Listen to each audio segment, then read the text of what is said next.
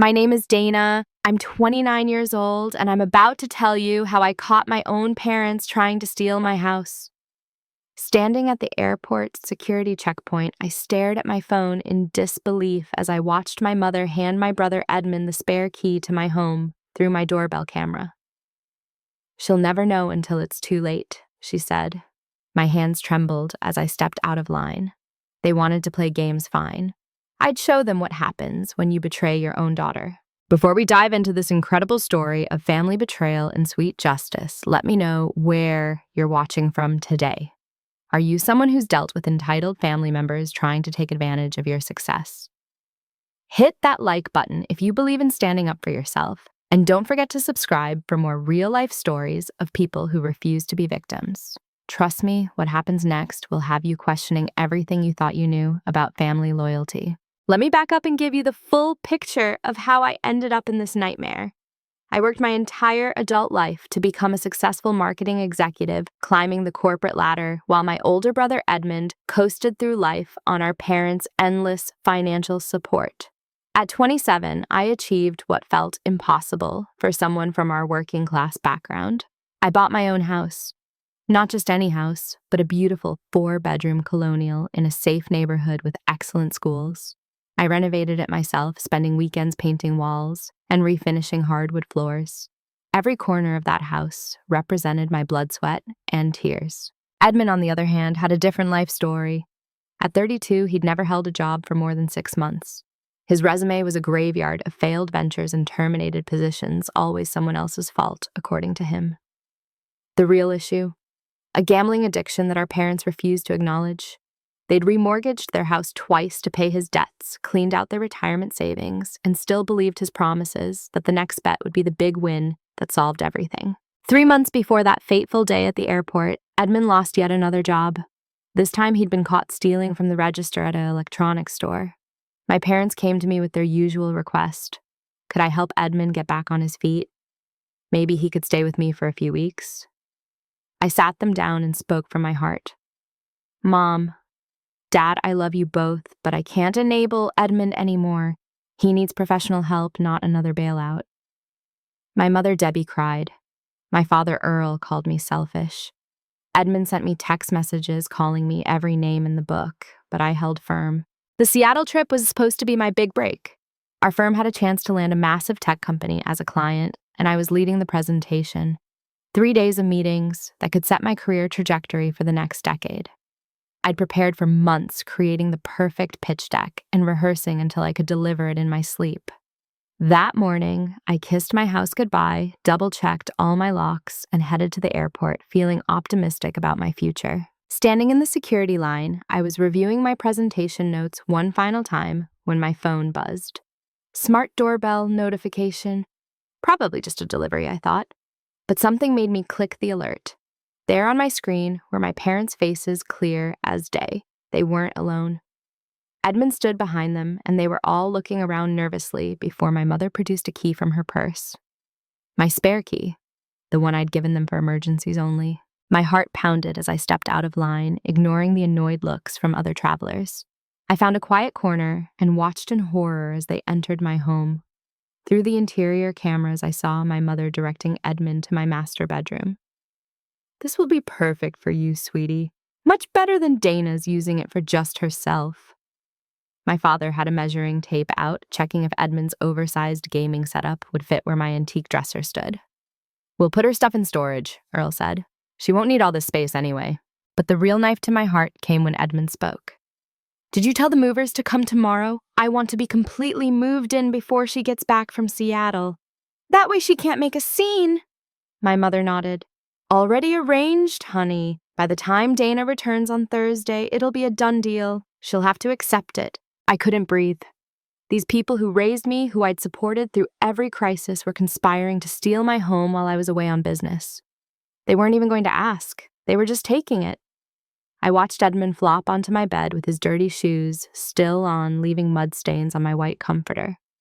"Finally," he said. "A place worthy of me." My hands shook as I called my best friend Dawn, who happened to be a real estate attorney.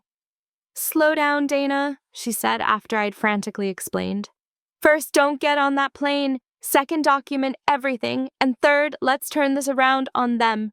If they want to play dirty, we'll play smart. As I exited the security area, my mind raced. They thought I was helpless 30,000 feet in the air. They had no idea I was still in town watching their every move. Dawn was right. It was time to set a trap. Within an hour, I was checked into an airport hotel, my laptop open and my phone recording everything happening in my house. Dawn arrived with legal documents and a plan that would expose my family's betrayal while protecting my property. But we needed more help, and I knew exactly who to call. Danielle, my next-door neighbor, had her own Edmund story that would make your blood boil. That son of a... Sorry, Dana, but I've been waiting for this, Danielle said when I explained the situation. 6 months ago, Edmund had convinced her to invest $3,000 in a revolutionary cryptocurrency opportunity. He'd shown her fake portfolios, promised 500% returns, and disappeared with her money the moment she transferred it. When she'd confronted him at my parents' house, they'd accused her of lying and threatened to call the police on her for harassment.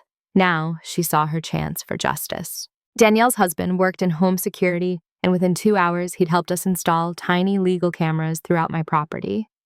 Since I owned the house and wasn't renting to anyone, I had every right to monitor my own home.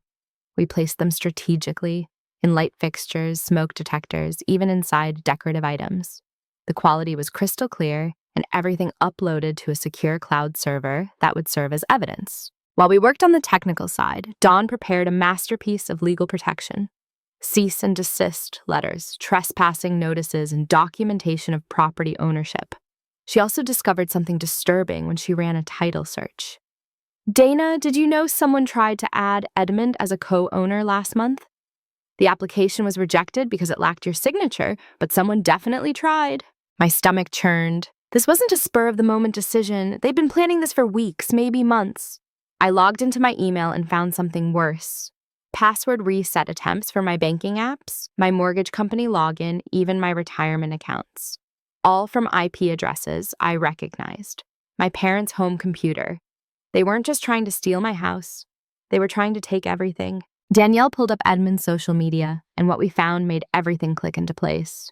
3 weeks ago, he'd started posting about big changes coming and finally getting what I deserve. His gambling buddies were congratulating him on his inheritance. One comment stood out.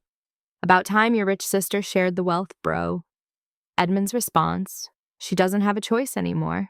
But the most sickening discovery came from my cousin who worked at our local hospital. My parents had been calling family members, telling them I'd had a mental breakdown in Seattle and been hospitalized. They claimed I'd signed power of attorney over to them before leaving, wanting Edmund to have the house if anything happened to me. The lies were so elaborate, so calculated, that several relatives had already sent flowers to the hospital where I was supposedly recovering. We spent the night preparing our counterattack.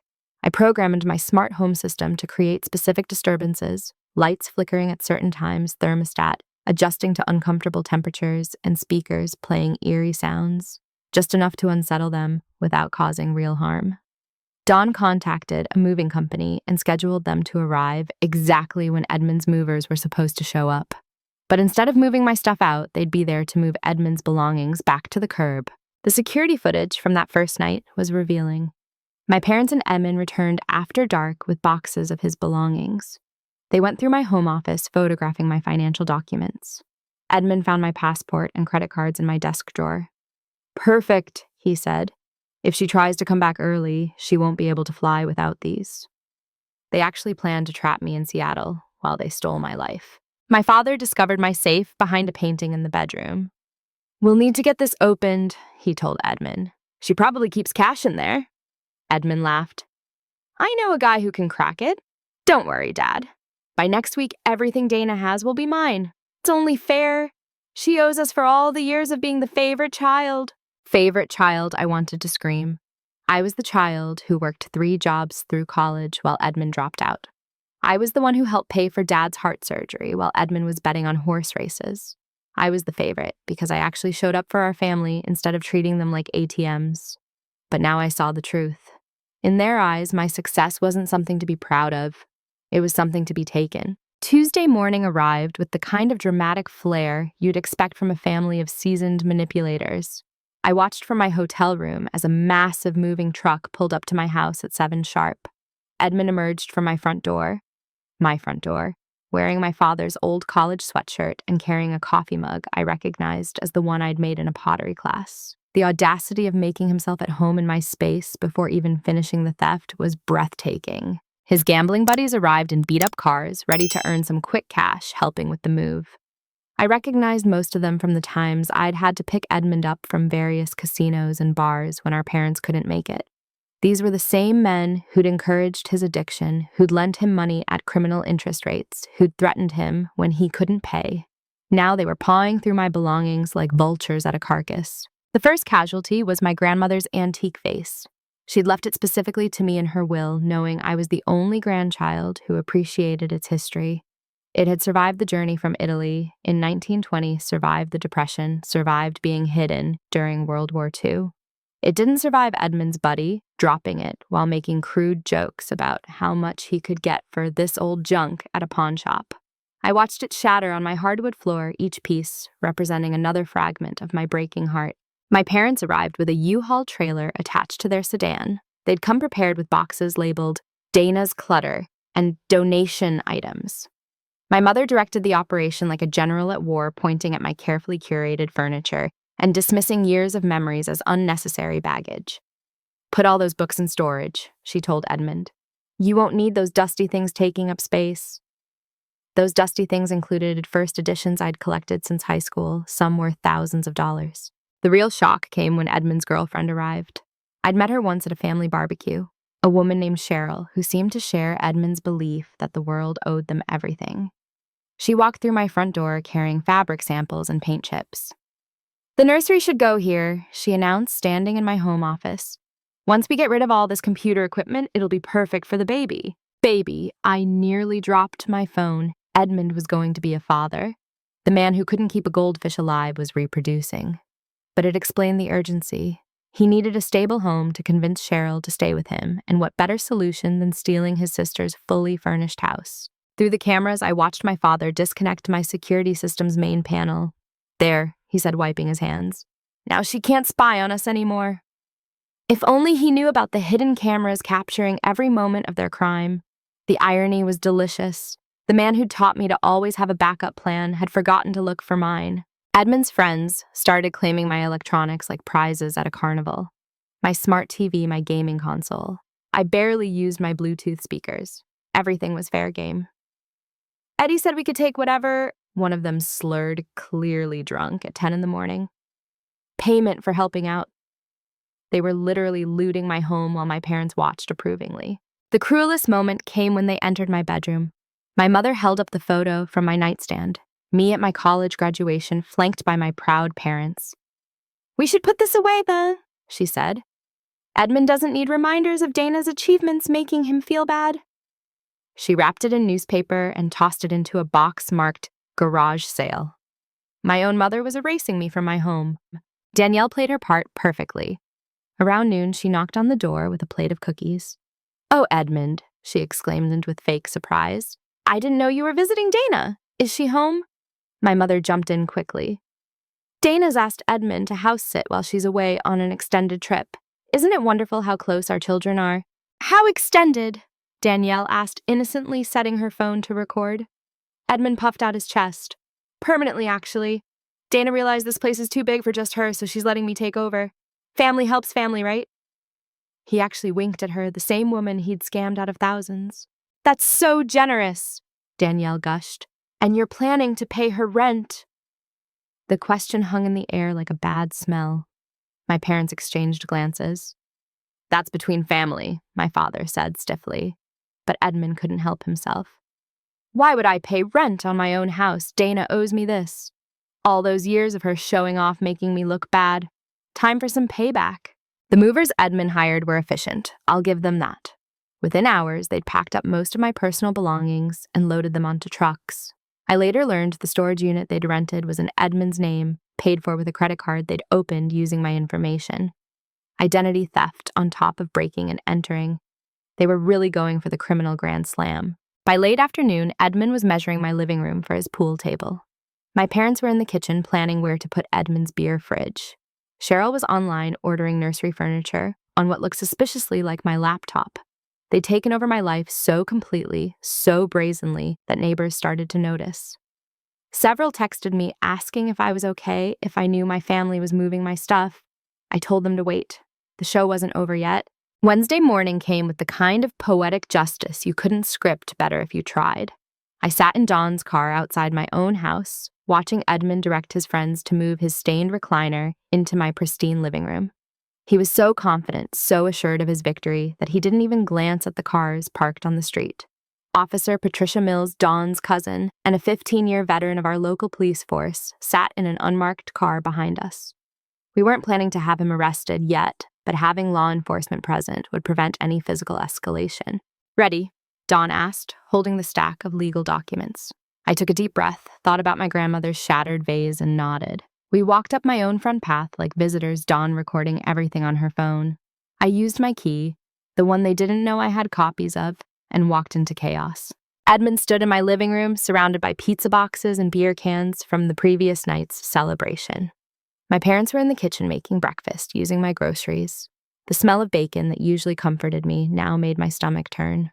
They were so at home in my space, so comfortable in their theft, that it took them a full 10 seconds to register my presence. "Dinah!" My mother's spatula clattered to the floor. "What are you? You're supposed to be in Seattle!" The guilt on her face was overwhelming. This wasn't the woman who'd taught me right from wrong, who'd raised me to be honest and hardworking. This was a stranger wearing my mother's face. Edmund recovered first, his default arrogance kicking in. "So what if your back doesn't change anything? I live here now. If you got a problem with that, too bad." He actually sprawled deeper into my couch, his dirty boots leaving marks on my cream-colored cushions. "Actually, Edmund, it changes everything," I said, surprising myself with how calm I sounded. "See, I never made it to Seattle. I've been right here in town watching every single thing you've done in my house, and I have it all on video." The color drained from my father's face. "Video?" "But we disconnected the security system." Dawn stepped forward. She had backup cameras installed.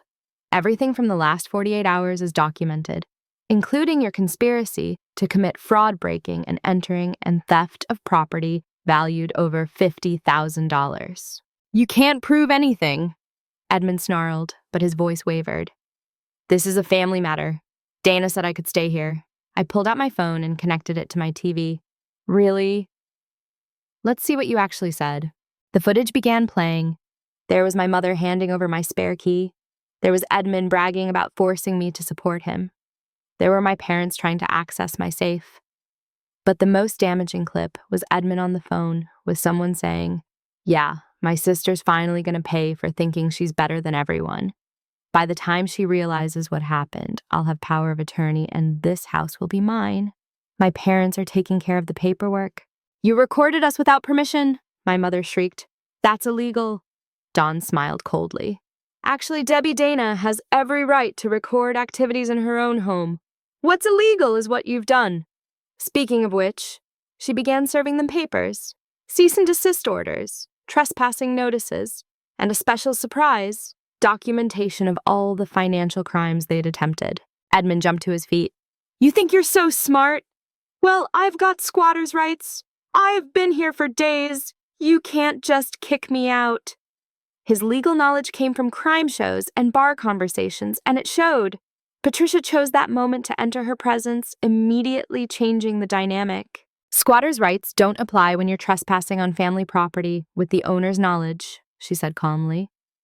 "What does apply is criminal law regarding breaking and entering identity theft and fraud. Would you like me to start reading rights, or are we going to handle this civilly?" My parents' manipulation tactics kicked in immediately. My mother started crying. "Dana, how could you do this to us? We're your parents. We gave you life." My father tried the stern approach. "Young lady, you're being ridiculous. Family helps family. Stop this nonsense right now." But I was done being manipulated. Family helps family, like when you tried to add Edmund to my mortgage without my knowledge. Like when you told everyone I was in a mental hospital. Like when you stole my financial documents and tried to access my accounts. With each accusation, I played the corresponding video evidence on the TV. The front door burst open. Edmund's gambling buddies had returned for another day of looting, but they froze when they saw Patricia's uniform. Like roaches when the light turns on, they scattered, leaving Edmund to face the consequences alone. One dropped a box in his haste, my jewelry box, which I hadn't even realized was missing. "Those aren't your friends, Edmund," I said. "They're just here for what they can take, kind of like you." The words hit harder than any physical blow could have. Edmund's face contorted with rage, and before anyone could stop him, he punched the wall near my kitchen doorway, leaving a hole in the drywall. "Great," Don said, documenting the damage. "Add destruction of property to the list." Edmund cradled his hand, probably broken from hitting a stud, while Cheryl finally arrived. She took one look at the scene, police legal papers, Edmund nursing an injured hand, and her survival instincts kicked in. "What the hell is going on?" she demanded. I looked at her almost pityingly. "Your boyfriend told you he owned this house, right? That I gave it to him." She nodded slowly. "Well, he lied, just like he lied about having a job, about his investments, about everything. This is my house, and you're all trespassing." Danielle chose that perfect moment to arrive with several other neighbors, all of whom had been scammed by Edmund over the years. There was Mrs. Patterson, who'd lent him $2,000 for a car repair that never happened. Mr. Singh, whose lawn equipment Edmund had borrowed and sold. The Johnsons, who'd given him money for a fake charity run. One by one, they shared their stories while my parents listened in growing horror. "This is who you've been enabling," I told my parents. "This is what your baby boy does to people who trust him, and now you've made yourselves his accomplices." The weight of their choices finally seemed to hit them. They saw Edmund not as their troubled son who needed help, but as the predator he'd become under their protection. The complete picture of my family's betrayal unfolded like a complex origami of lies, each fold revealing another layer of deception. Dawn pulled out her laptop and began presenting evidence with the precision of a prosecutor at trial. The first bombshell nearly knocked me off my feet, even though I thought I was prepared for anything. 3 weeks ago, your parents visited First National Bank with a power of attorney document, Dawn explained, showing security footage she'd obtained through legal channels. "They attempted to add Edmund as an authorized user on all your accounts. The only reason it failed was because the signature didn't match your official one on file." She pulled up the forged document. My signature had been traced probably from birthday cards I'd sent them over the years. My mother's tears dried up instantly. We would never." But the evidence was right there, date-stamped and verified. My father's shoulders slumped in defeat. They couldn't deny what was literally caught on camera. But Edmund, true to form, tried to brazen it out. "So what Dana should be sharing her wealth anyway? Why should she have everything while I have nothing?" "Because I worked for it." The words exploded out of me. "Every dollar in those accounts represents hours of my life, Edmund. Hours spent in offices instead of bars. Hours spent studying instead of gambling. Hours spent building a career instead of destroying one." But Dawn touched my arm, reminding me to stay calm. We had so much more to reveal. The next revelation came from an unexpected source. My Aunt Margaret, my mother's older sister, had driven 3 hours after seeing my cousin's social media post about my supposed hospitalization. She walked in like an avenging angel, her fury directed entirely at my parents. "How dare you!" she spat at my mother. "How dare you pull the same stunt again?" The room went silent. "Again?" I asked, my voice barely a whisper. Margaret's eyes softened as she looked at me. 23 years ago, your parents tried the same thing with my mother's house. Your grandmother's sister, my Aunt Rose. When she went into the hospital for surgery, they moved Edmund in, claiming she'd asked them to. Sound familiar? The memory hit me like a lightning bolt. I was 6 years old, Edmund was 9, and suddenly we were spending every weekend at Great Aunt Rose's house. I remembered Edmund breaking her china, jumping on her antique furniture, treating her home like a playground, while our parents did nothing to stop him. I remembered Aunt Rose returning from the hospital, frail and confused, finding her home transformed into Edmund's personal playground. "She never recovered," Margaret continued. "The stress of fighting to get her own home back literally killed her. She died 8 months later, and guess who inherited everything? Because they'd manipulated her into changing her will." She glared at my parents with undisguised hatred. "I've kept quiet all these years for family peace, but not anymore. Not when they're doing it again." Danielle's husband David arrived with a thick folder. As a cybersecurity expert, he'd done some digging into Edmund's online activities. What he found painted an even darker picture. Edmund's been planning this for months, he explained, showing printouts of messages from gambling forums. He's been bragging about his guaranteed housing solution to pay off debts. He owes over $100,000 to some very dangerous people. Edmund went pale. How did you? That's private, David shrugged. Maybe don't use password 23 for all your accounts. Also, you posted half of this publicly. Look here. 3 months ago, you asked for advice on how to legally take over a family member's property. The responses warned you it was illegal, but you kept pushing for loopholes. Patricia stepped forward. Those dangerous people you owe. We've been tracking them too. They've had eyes on Dana's house for weeks. You put your sister in physical danger to cover your gambling debts. The weight of this hit even my parents. Their enabling hadn't just hurt me financially, it had made me a target. But the most devastating revelation was yet to come. Dawn pulled out a series of bank statements, credit reports, and loan documents. Mr. and Mrs. Thompson, she addressed my parents formally. Are you aware that you're 3 months behind on your mortgage, that you've maxed out 6 credit cards in Edmund's name and yours, that you took out a reverse mortgage last year? My mother broke down completely. We had no choice. Edmund needed help, and Dana wouldn't. She has so much. But Dawn wasn't finished. According to these records, Dana has been paying your property taxes for 5 years. She covered your medical insurance when you lost coverage. She paid for your car repairs, your heating bills, even your grocery delivery during COVID. I watched my parents' faces as they realized the truth. While they'd been painting me as selfish and uncaring to justify their theft, I'd been quietly supporting them without Edmund ever knowing. Every time they'd asked for help and I'd said I couldn't because of Edmund, I'd still found ways to take care of them behind the scenes. Did you know about this?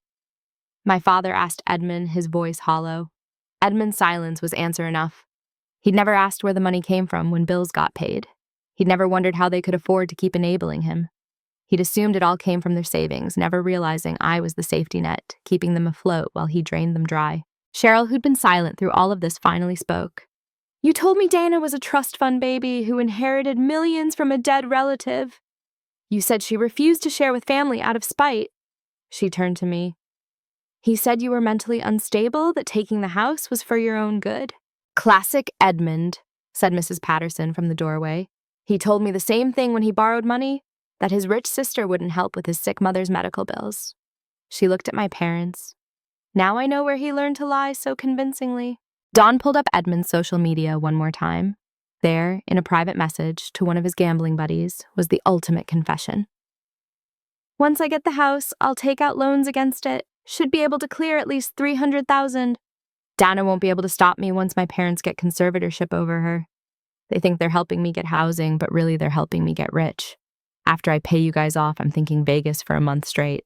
He hadn't just planned to steal my house. He planned to destroy my credit, my future, everything I'd built, and then abandon the wreckage when he was done. Even worse, he planned to leave my parents holding the legal consequences while he gambled away my life's work. The neighbors we've talked to all have similar stories, Dawn concluded. Edmund has been running small scams for years, always using family connections to build trust. Your parents have been his unwitting accomplices vouching for him, making excuses, cleaning up his messes. This time they crossed the line into active criminality. The evidence was overwhelming, undeniable, and devastating. My family wasn't just dysfunctional, it was criminal, and I was their intended victim, saved only by a security camera and a missed flight. Looking at them now, I searched for any sign of the people who'd raised me, but found only strangers wearing familiar faces. The complete dismantling of Edmund's web of lies happened with the kind of dramatic timing you couldn't plan better if you tried. Just as Dawn finished laying out the evidence, a series of loud knocks shook my front door. Not the polite knock of a neighbor or delivery person, but the aggressive pounding of someone who meant business. Edmund Thompson. We know you're in there. Time to pay up. The voice was rough, threatening, and unmistakably familiar to Edmund based on how quickly his arrogant facade crumbled. His face went from pale to ghostly white as 3 large men pushed past Danielle and into my living room.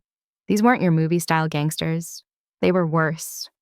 Ordinary-looking men whose dead eyes and casual violence were far more terrifying than any theatrical threat. Joey? Edmund stammered. I told you I'd have your money by Friday. The lead man, apparently Joey, smiled without warmth. It is Friday, Eddie, and word on the street is you just came into some property. Figured we'd come collect in person. Patricia stepped forward, hand on her radio. Gentlemen, I'm going to need you to step back. Joey raised his hands in mock surrender. No problem, officer. We're just here to collect a legitimate debt. Eddie here owes us $87,000. Been running up quite the tab at our establishment. Isn't that right, Eddie? My parents looked horrified. 87,000, my father whispered. Edmund, you told us it was just a few thousand. You said you'd stopped gambling. Edmund couldn't even meet their eyes. The house of cards was collapsing faster than anyone could track. Actually, Joey continued, seeming to enjoy the audience. That's just the principal. With interest, we're looking at about 120. But Eddie promised us this house as collateral. Said his rich sister was giving it to him. Even showed us the deed transfer paperwork he was working on. Dawn quickly interjected. Any deed transfer would be fraudulent. This property belongs solely to Dana Thompson, and any claims against it through Edmund are null and void. Joey's smile widened. Well, that's a problem, because if Eddie doesn't have the house and doesn't have the money, then we have to explore other collection options. The threat hung in the air like smoke. Even Patricia tensed, ready for violence. But I had one more card to play. How much exactly does he owe you? I asked, my voice steady despite my racing heart. Joey looked at me with interest. $120,342. Why you offering to pay your brother's debts? No, I said firmly. But I'm willing to provide evidence for the police about illegal gambling operations in exchange for you leaving my property immediately. I held up my phone. I've been recording this entire conversation. You just admitted to running an illegal gambling establishment and charging criminal usury rates. That's federal crime territory. Joey's eyes narrowed, calculating. Before he could respond, Edmund made the stupidest decision of his life. In a panic, he grabbed my laptop from the coffee table and tried to run. Where he thought he was going, I'll never know. He made it 3 steps before Patricia had him on the ground, laptop crashing onto my hardwood floor. The screen shattered on impact. Destruction of property, attempting to flee, and that laptop had evidence of cybercrimes, Patricia said, cuffing him. Edmund Thompson, you're under arrest. As she read him his rights, Edmund's bravado finally completely shattered. He started crying, begging our parents to help him, claiming it was all a misunderstanding. But my parents were broken. Everything they'd believed about their son, every excuse they'd made, every time they'd blamed his failures on bad luck or other people. It all crumbled as they watched him get arrested in my living room. My mother reached for him, but my father held her back. For the first time in my life, I saw my father choose reality over Edmund's lies. Joey and his associates left after Patricia called for backup. They knew when to cut their losses, but not before Joey left a parting shot. This isn't over for Eddie. Jail time doesn't erase debts in our world. The threat would follow Edmund wherever he went, a consequence my parents couldn't bail him out of, no matter how many mortgages they took. Cheryl had been edging toward the door throughout the confrontation. Now she made her move. I'm done, she announced. Edmund, you're on your own with this baby situation. But Dawn wasn't about to let her walk away clean. Actually, Cheryl, we have evidence of you accessing Dana's laptop and attempting to make purchases with stored credit card information. You might want to stick around. The final blow came from the most unexpected source, Edmund himself. Sitting in handcuffs, realizing his schemes had completely collapsed, he turned on everyone. This is all your fault, he screamed at our parents. You told me Dana owed me. You said she had to share. You promised you'd make this work. My parents recoiled as if slapped. We never told you to forge documents, my mother protested weakly. We never said to gamble away money or threaten your sister. But Edmund wasn't done.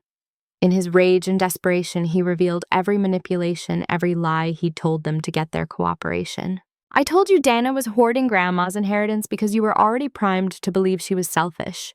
I said she was mentally unstable because you always babies her when she set boundaries. You wanted to believe I was the victim because it was easier than admitting you raised a failure. Each word was a nail in the coffin of our family relationships. Patricia's backup arrived, and Edmund was taken away, still ranting about unfairness and betrayal. Cheryl was questioned and released pending investigation. Joey and his crew had vanished like smoke, but my parents remained sitting on my couch, looking lost and broken. "We need to talk about what happens next," Dawn said professionally. "You've committed several crimes, Mr. and Mrs. Thompson. Identity theft, attempted fraud breaking, and entering conspiracy to commit fraud. Dana has to decide whether to press charges." I looked at my parents, really looked at them. They seemed to have aged a decade in an hour. Everything they'd built their identity on, being good parents, protecting their children, family first, had been exposed as enabling destruction. They'd chosen Edmund's lies over my truth so many times that they'd lost the ability to tell the difference. "I won't press charges," I said finally, "on 3 conditions. First, you get professional help, real therapy, not just promises to change. Second, you cut Edmund off completely. No money, no bail, no visits, nothing. He's made his choices, now he faces consequences. Third, we go no contact for at least a year.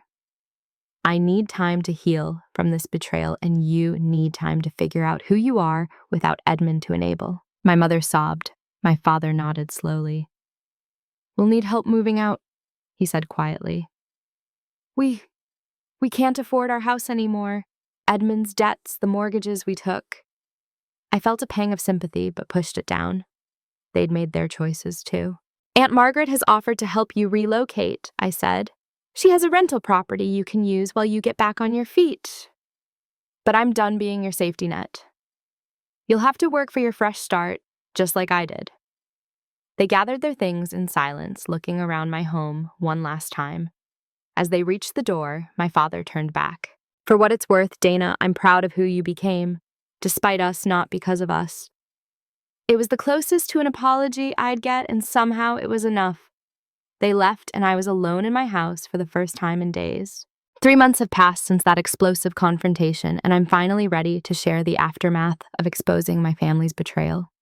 Sitting in my home office, the same room Cheryl wanted to turn into a nursery, I can reflect on how that traumatic experience transformed my life in ways I never expected. My brother Edmund is currently serving 18 months in minimum security prison. The charges piled up quickly once the investigation began. Identity theft, fraud, forging documents, and destruction of property were just the beginning. When they searched his apartment, they found evidence of dozens of other scams targeting elderly neighbors and distant relatives. He'd been living as a parasite for years with my parents as his primary enablers. The gambling debts didn't disappear with his incarceration. Joey's organization considers prison just a temporary inconvenience. Edmonds made 3 attempts to contact me through other inmates' phone privileges, each time begging me to pay off his debts for our parents' sake. Each time I've refused.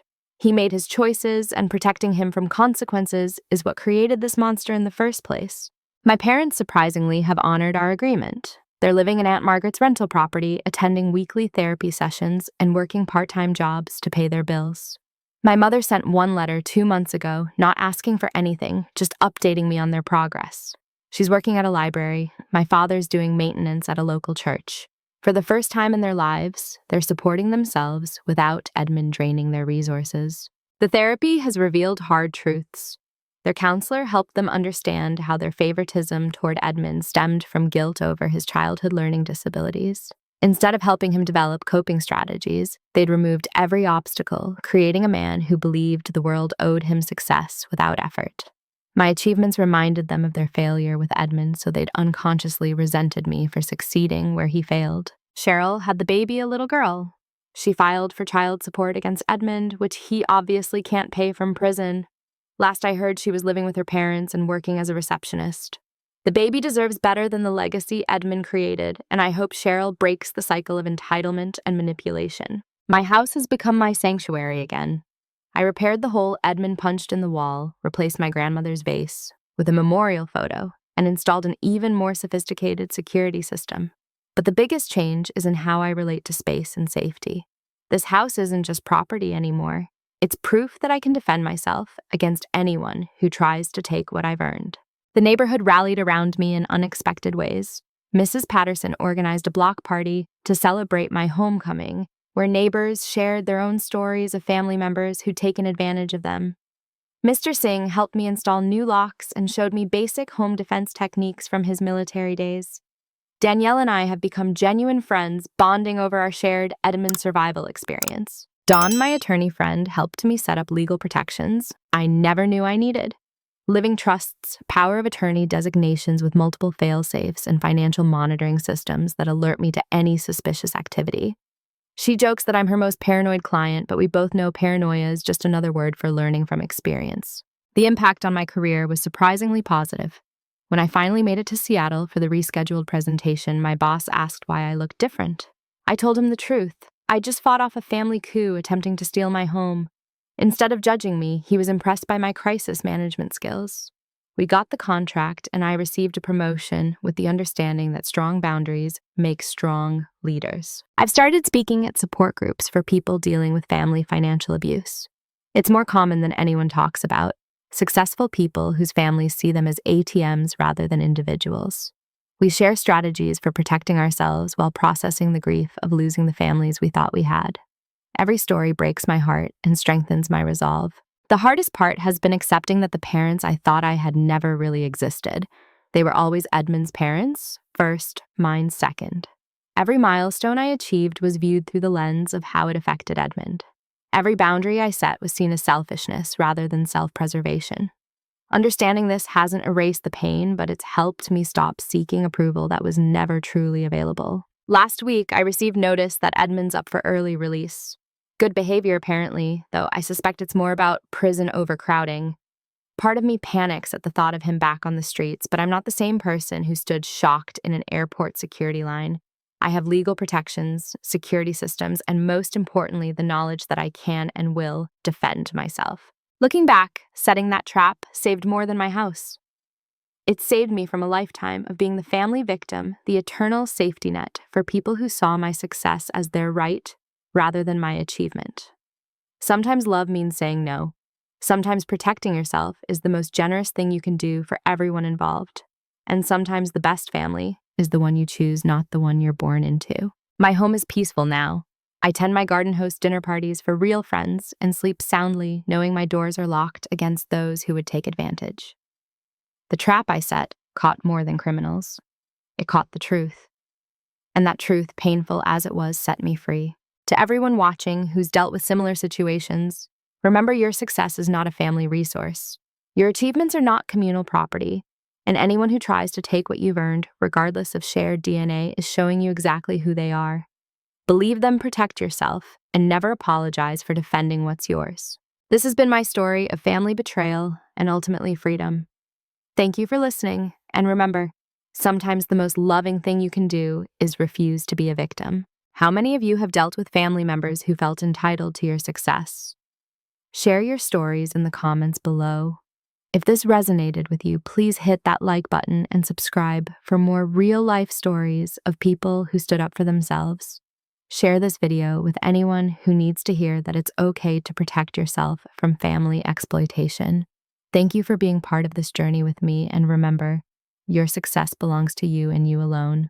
Until next time, stay strong and keep those boundaries firm.